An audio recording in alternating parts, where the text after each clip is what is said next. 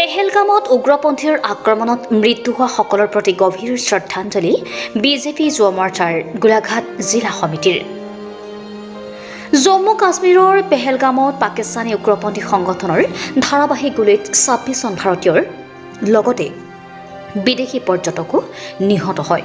উক্ত ঘটনাৰ লগত জড়িত উগ্ৰপন্থী সংগঠনৰ বিৰুদ্ধে ভাৰত চৰকাৰে কঠোৰ ব্যৱস্থা গ্ৰহণৰ দাবী জনাই গোলাঘাটত নিহত সকলৰ প্ৰতি শ্ৰদ্ধা জনাই বাটা চাৰিআলিত বন্তি প্ৰজ্বলন কৰি শোক প্ৰকাশ কৰে। গোলাঘাটৰ পৰা চন্দন কৰ্মকাৰ ৰিপৰ্টাৰ লাইভ অসম।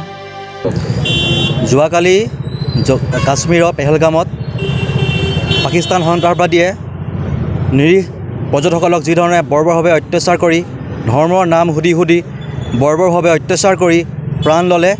আজি আমি গোলাঘাট জিলা ভাৰতীয় জনতা যুৱ মৰ্চাই এই যিসকল যোৱাকালি প্ৰাণ ল'লে তেখেতসকলৰ প্ৰতি আমি আজি গভীৰ শ্ৰদ্ধাঞ্জলি জ্ঞাপন কৰিছোঁ। লগতে তেখেতসকলৰ পৰিয়াললৈ আমি গভীৰ সমবেদনা জ্ঞাপন কৰিছোঁ আৰু আমি আশা কৰিছোঁ ভাৰত চৰকাৰে যোৱাকালি ঘটনাৰ লগত জড়িত এই মানৱৰূপী দানৱসকলক চিনাক্ত কৰি এই ধৰণে কঠোৰ শাস্তি প্ৰদান কৰি এই পাকিস্তানী সন্ত্ৰাসবাদীসকলক নিশেষ কৰিব লাগে। আৰু এতিয়া সময়ৰ আহ্বান, সমগ্ৰ দেশবাসীৰ আহ্বান, পাকিস্তানী যিসকল সন্ত্ৰাসবাদী আছে তেখেতলোকক একেবাৰে এই পৃথিৱীৰ পৰা শেষ কৰি দিব লাগে। সন্ত্ৰাসবাদী একেবাৰে নিপাত যাব লাগে। আৰু আমি আগতে এটা কথা শুনি আহিছোঁ, দেখি আহিছোঁ যে সন্ত্ৰাসবাদী কোনো ধৰ্মৰ নাই। এতিয়া আমি যোৱাকালি তাৰ বিপৰীত ছবি দেখিবলৈ পাইছোঁ। তেখেতলোকে ধৰ্মৰ নামত হিন্দুসকলক বাছি হত্যা কৰিছে। আমি এনেধৰণৰ কাৰ্যক তীব্ৰ গৰিহণা দিছোঁ। ভৱিষ্যতে যাতে পুনৰ এনেকুৱা মৰ্মান্তিক ঘটনা আৰু নঘটক আমাৰ দেশত। আমি আশা ৰাখিছোঁ পাকিস্তানী সন্ত্ৰাসবাদীক এই পৃথিৱীৰ পৰা আমাৰ ভাৰত চৰকাৰে সম্পূৰ্ণভাৱে নিশেষ কৰি পেলাব।